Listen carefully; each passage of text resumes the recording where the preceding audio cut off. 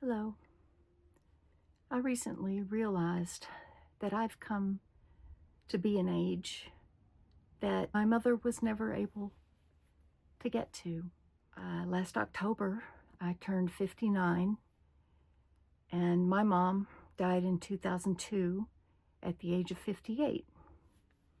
She had ovarian cancer. She was a single mother, and I was her focus in life. I was an only child, and she never failed me for anything.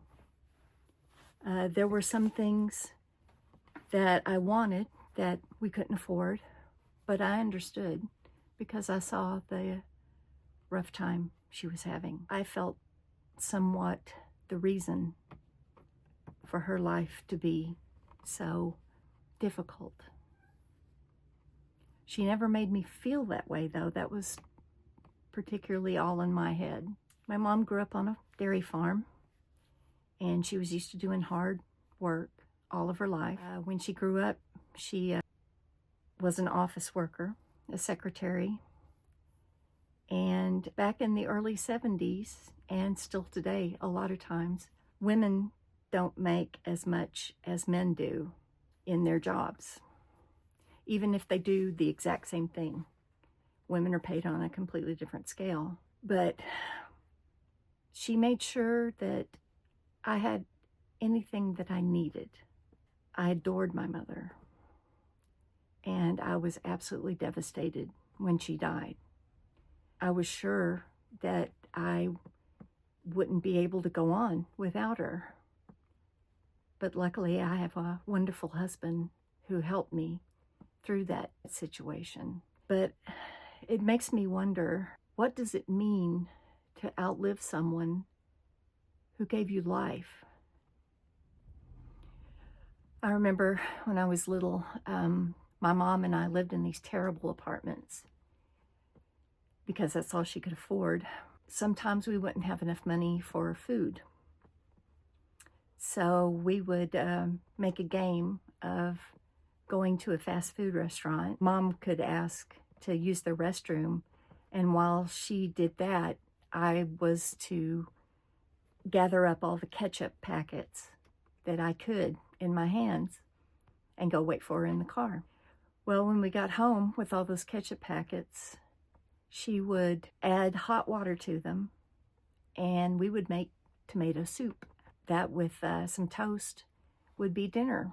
It didn't happen often, but it did happen a few times. Just enough to make that impression on me that we were poor, probably no good to have big dreams. Mom worked hard in every job she had. When I was very little, right after my parents' divorce, Mom worked 3 different jobs. She was a secretary during the day, she cleaned houses on the weekend, and she worked at a retail store in the evening. So I was alone a lot. Of course, I'm a Gen X. Most Gen X kids were left alone a lot. That's why we're called the latchkey generation. Luckily, I didn't mind being by myself. I enjoyed using my imagination to entertain myself, so I was never lonely. I always had issues about not being able to focus on my schoolwork if it was a subject I wasn't interested in. And it caused issues and it caused problems. I would have stellar grades in subjects that I liked, like English and history and band. But in science and math, I was barely above the remedial stage. And numbers still don't have any effect on me for some reason. I didn't realize till much, much later, when I turned 57, as a matter of fact, I was diagnosed with ADHD. And that diagnosis answered so many questions for me. And it made me realize that although I had thought through my whole childhood that I was damaged and there was something wrong with me, there wasn't. It was just how my brain was wired, and I had to learn how to deal with that. And I'm pretty sure my mom was ADHD too and didn't know about it. She was dyslexic and always had trouble in school. And rather than giving me problems when I would almost fail math or science, she would just say, well, you're not interested in that, so don't worry about it. As I got older and started working, my mom was never in great health. She was heavy, and like a lot of us out there, she ate for self-comfort. So I know what the chasing dopamine is like. So I'm sure that's what she was doing as well. Eating gave her comfort. And society had told her, and women of her generation, that she was to act a certain way, she was to dress a certain way, and she couldn't aspire to anything higher than being a housewife or a teacher or a secretary. My Gen X generation is different. We grew up after the women's lib thing happened, so we had bigger ideas.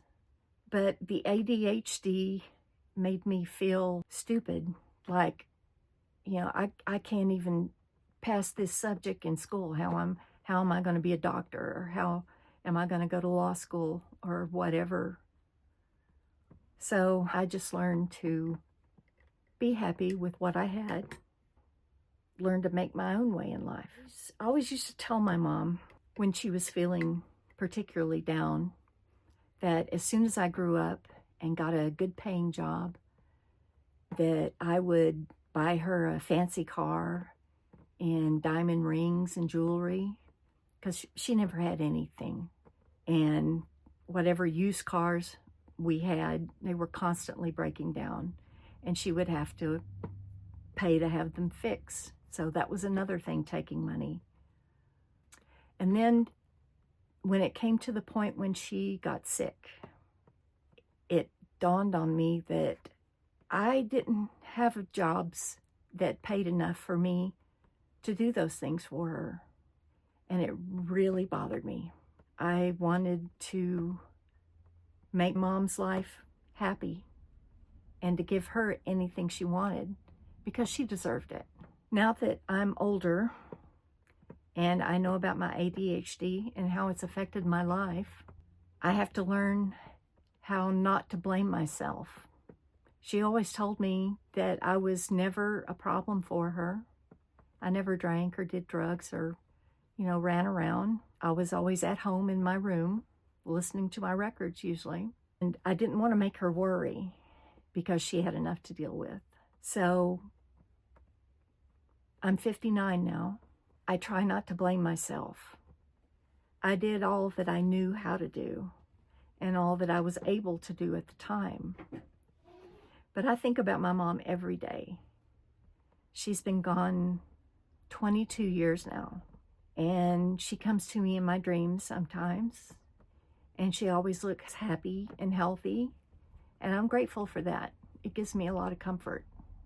Single moms and single dads have amazing fortitude to deal with what they have to deal with.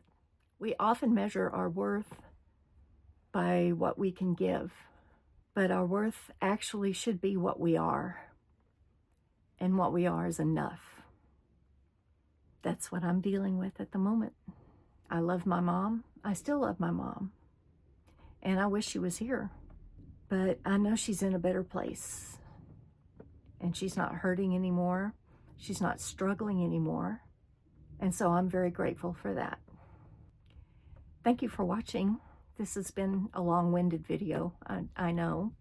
I just thought it was something that I needed to say. And if you've gotten any value out of it or have a similar experience of your own, I would love to hear about it in the comments. And thanks for watching, and please like and subscribe. I will see you next time.